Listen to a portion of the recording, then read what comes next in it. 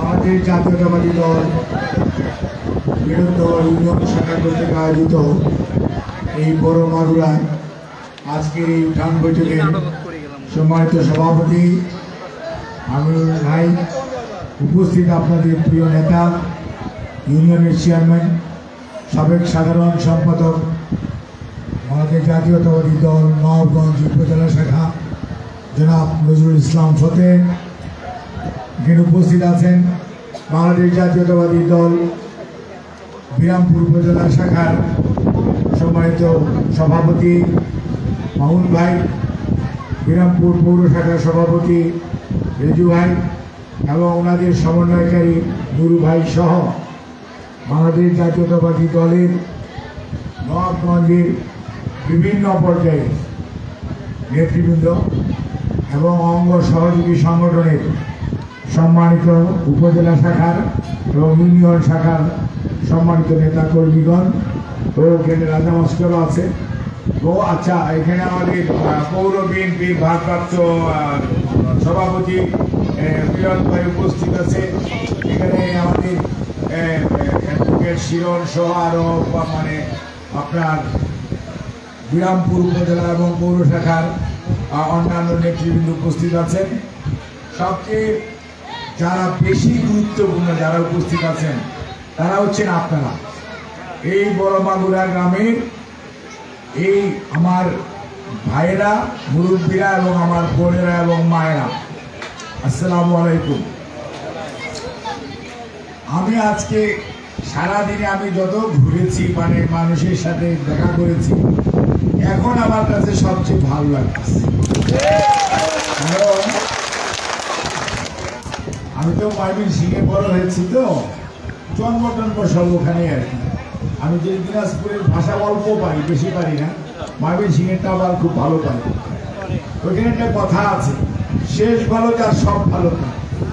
এবং আজকে আপনাদের এই গ্রামে এসে আমি মামুন ভাইকে বলতেছিলাম এবং আপনাদের ফতে ভাইকেও বলতেছিলাম যে আপনাদের যে ব্যাপক সরব উপস্থিতি, ব্যাপক এবং সরব, অর্থাৎ একদিকে মানে আমার ভাইয়েরা, আরেকদিকে আমার বোন এবং মায়েরা, এবং আপনাদের যে উপস্থিতি, এতেই প্রমাণ করে যে আপনারা খালেদা জিয়া, জিয়াউর রহমান এবং তারেক রহমানকে কত ভালোবাসেন।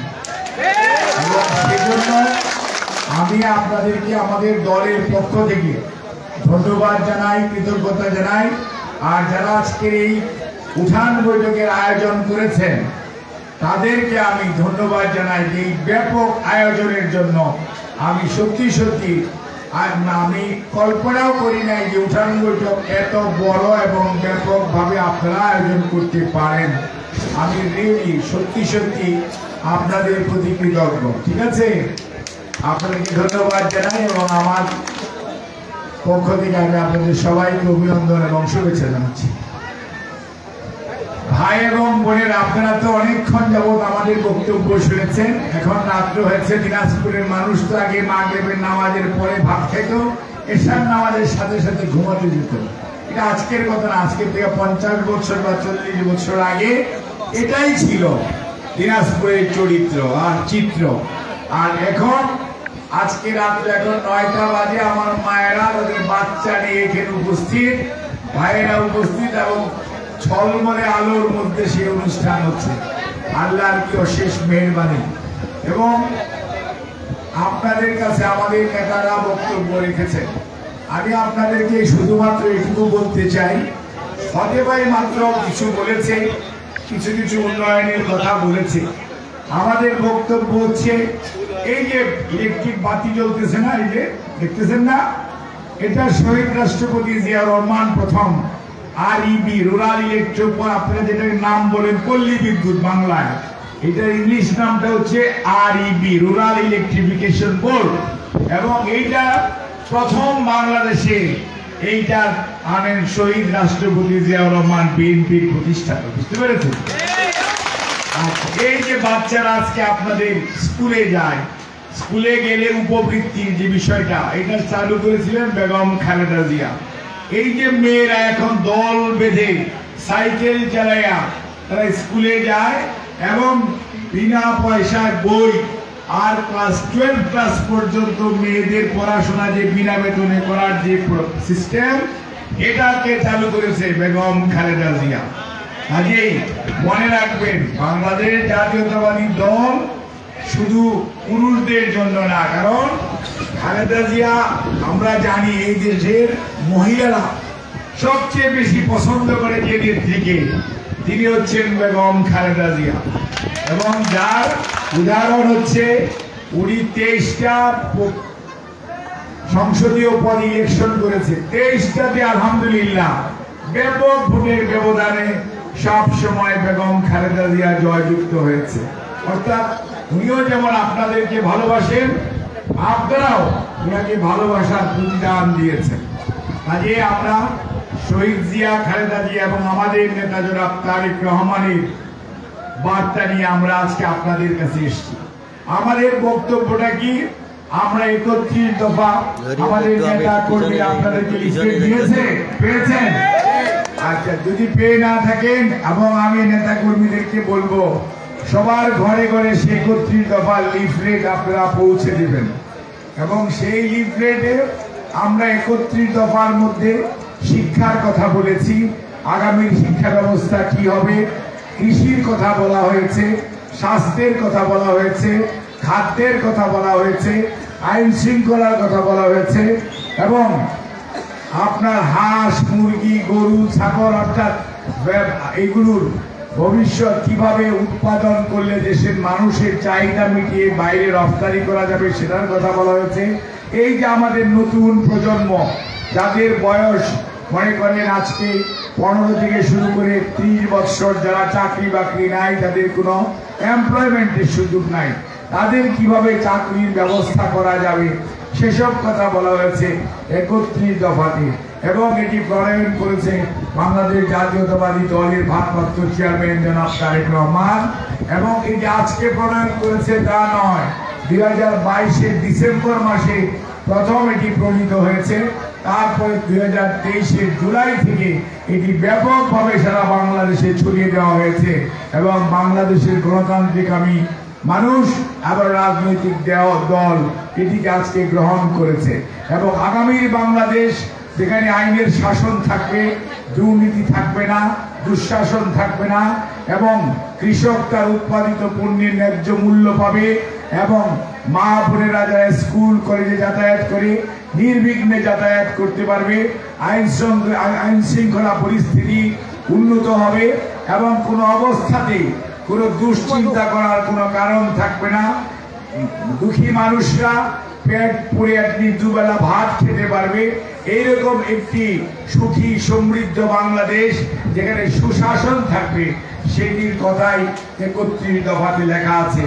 আর 31 দফা নিয়ে আমরা আপনাদের কাছে যাওয়ার উদ্দেশ্য হচ্ছে আমরা আপনাদেরকে আমাদের সাথে চাই।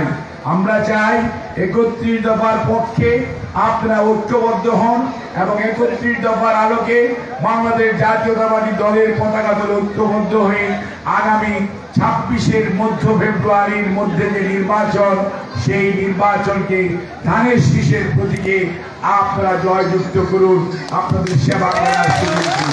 সেই লক্ষ্যে আজকে আমাদের এই উঠান বৈঠক, আমরা উঠান বৈঠকের মাধ্যমে জনমত সৃষ্টি করতে চাই, আপনাদেরকে আমাদের সাথে পেতে চাই এবং সেজন্য আমরা আপনাদেরকে কথা দিতে চাই, আপনারা যদি আমাদেরকে আমাদের নেতা জনাব তারেক রহমানকে 31 দফার আলোকে তার পক্ষে রায় দেন এবং দেশ সেবা করার সুযোগ দেন, ইনশাআল্লাহ আমরাও প্রতিদানে অতীতের মতো আপনাদের পাশে থেকে আপনাদের যত ধরনের সমস্যা আছে, সামাজিক হোক অথবা উন্নয়নের সমস্যা হোক অথবা নিজের ব্যক্তিগত সমস্যা হোক, সেগুলো সমাধানের জন্য আমাদের এই দলীয় নেতা কর্মীরা এখানে যারা আছে তাদেরকে সাথে নিয়ে আপনাদের সাথে পরামর্শ করে ইনশাআল্লাহ আমরা সেই সমস্ত সমস্যা সমাধান করার জন্য সর্বাত্মক প্রচেষ্টা অব্যাহত রাখবো।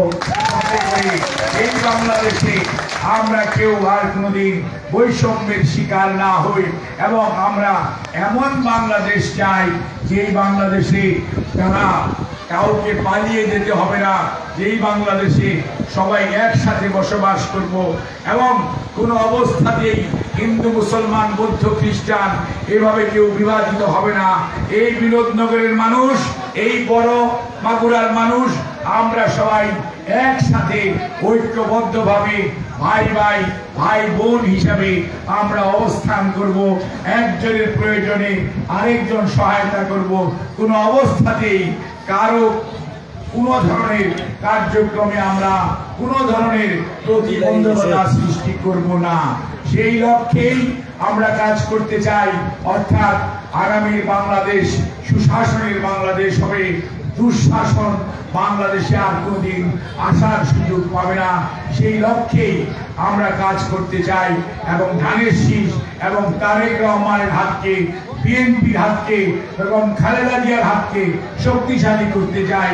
সেই জন্য স্থানীয়ভাবে এই বিনোদনগর তথা বড় মাগুরা তথা এই দিনাজপুর ৬ আসনে আপনারা ধানের শীষের পক্ষে আজকে যেভাবে উপস্থিত হয়ে আপনাদের মনোভাব, আপনাদের যে সমর্থন জুগিয়েছেন, আগামী দিনে আরো ব্যাপকভাবে আপনারা এই সমর্থন অব্যাহত রাখবেন।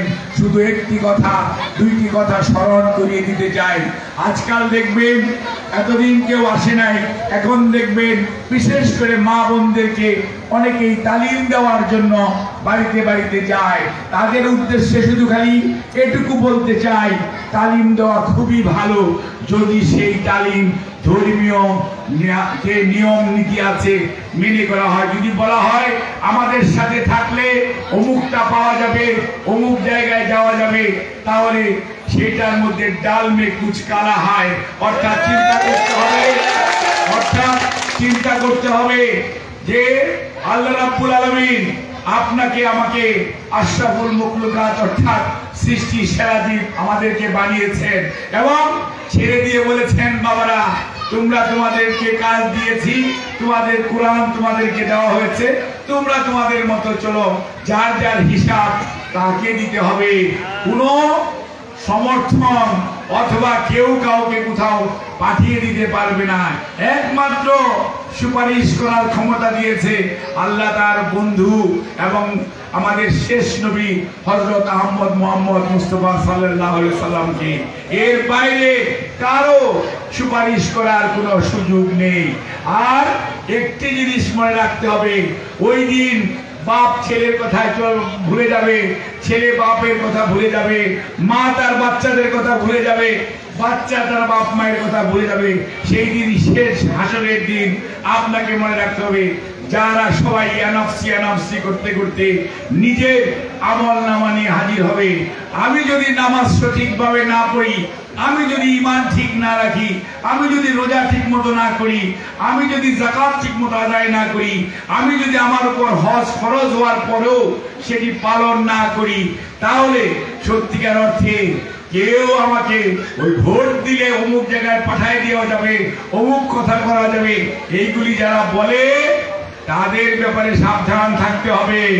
মনে রাখতে হবে আপনার হিসাব আপনি দিবেন, আমার হিসাব আমি দিব। কারো হিসাব থেকে ভাগাভাগি করা যাবে না। কাজেই মনে রাখতে হবে, এইসব কথা বলে, ছেলে ভুলানো কথা বলে মানুষেরকে আপনারা যে সত্যিকার অর্থে বিপদগামী করার চেষ্টা করছেন, ইমানকে দুর্বল করার চেষ্টা করছেন, এটি সঠিক নয়, এটি ইসলামের শিক্ষা নয়, এটি কোনো ধর্মের শিক্ষাই নয়।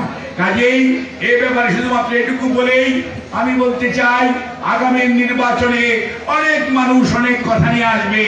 আমাদের কথা অত্যন্ত সুস্পষ্ট, আপনার ভোট আপনি যাকে খুশি তাকে দিবেন, স্বইচ্ছায় সজ্ঞানে নির্ভয়ে দিবেন, নিঃসঙ্গ চিত্তে দিবেন। আর আমরা মনে করি আমরা আজকে ধানের শীষ দিয়ে আপনাদের সামনে আমরা সবাই আজকে হাজির হয়েছি আমাদের নেতা কর্মীদেরকে নিয়ে। আমরা আপনাদের কাছে আবেদন জানাবো, আগামী জাতীয় নির্বাচনে ধানের শীষের পক্ষে আপনারা আপনাদের সমর্থন অব্যাহত রাখবেন। আপনাদের কাছে অনুরোধ করব, আমাদের ধানের শীষকে আপনারা জয়যুক্ত করার ব্যাপারে আপনারা আপনাদের রায় গোপন যে ব্যালটের মাধ্যমে রায় দিবেন। আপনারা যদি আমাদেরকে শক্তি দেন, সামর্থ্য দেন, আমাদেরকে দায়িত্ব দেন, আমরা আপনাদেরকে কথা দিচ্ছি আমাদের নেতা কর্মীরা সহ আমরা সবাই আপনাদের পাশে থাকবো। যখন কি অবস্থায় থাকি কিনা, আমরা যদি নির্বাচিত নাও হই তাহলেও মনে রাখবে আমরা আপনাদের পাশেই থাকবো। আমরা সেই পলায়নকৃত স্বৈরাচারের মতো পালিয়ে যাব না। কারণ বিএনপি জনগণের দল, বিএনপি জনগণের পাশে ছিল, আছে, থাকবে। শহীদ জিয়া স্বাধীনতার ঘোষণা করে পালিয়ে যায় নাই, আত্মসমর্পণ করে নাই, অস্ত্র হাতে লড়াই করে দেশ স্বাধীন করেছে। বেগম খালেদা জিয়া শত বাধা বিপত্তি এবং প্রলোভন এবং আপোষকামিতার প্রস্তাবের মাঝেও, তার শত কষ্টের মাঝেও উনি কোনো ধরনের আপোষ করে নাই।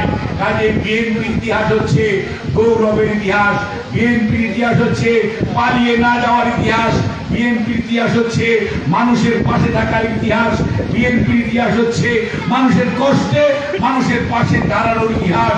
বিএনপির নেতা কর্মীরা কোনো অবস্থাতেই একটা দুস্থ মানুষকে ফেলে পালিয়ে যায় না, যেমনটি পালিয়ে গিয়েছে 5ই আগস্ট পতিত স্বৈরাচার।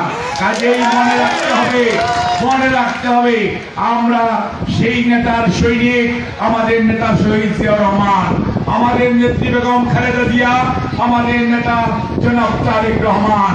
কাজে আমরা চাই আগামী দিনে আপনাদের পাশে থাকতে চাই। আপনাদের কাছে শরীর বন্ধ অনুরোধ, মা এবং বোনেরা, ভাইরা এবং মুরব্বিয়ানরা, আপনাদের কাছে আমাদের আকুল আবেদন, বিএনপির মার্কা খালেদা জিয়ার মার্কা, তারেক রহমানের মার্কা ধানের শীষ, উন্নয়ন এবং অগ্রগতির মার্কা হচ্ছে ধানের শীষ। সেইটাকে আগামী দিনে নির্বাচনে আপনারা সমর্থন দিবেন, তাহলে ইনশাআল্লাহ একটি সুখী সমৃদ্ধ বাংলাদেশ গঠনে জনাব তারেক রহমানকে সহযোগিতা করা হবে এবং আমরা আপনাদের পাশে থাকার সুযোগ পাব। আপনাদেরকে অনেক অনেক ধন্যবাদ, কৃতজ্ঞতা।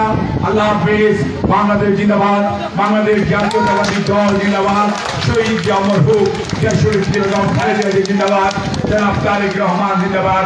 এখানে যে তাহের কারি ছিল, আমি ওর দাড়ি দেখে বুঝতে পারি নাই তাহের কারি এখানে উপস্থিত আছে, আমি সত্যি না আবার তার নামটা বললাম আর কি। আপনাদের সবাইকে অনেক অনেক ধন্যবাদ। আল্লাহ হাফেজ। আসসালামু আলাইকুম রহমতুল্লাহ।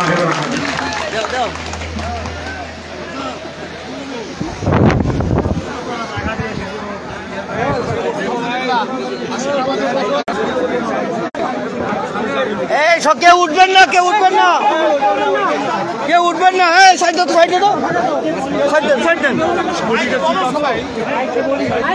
মাইকে বলেন না কেন?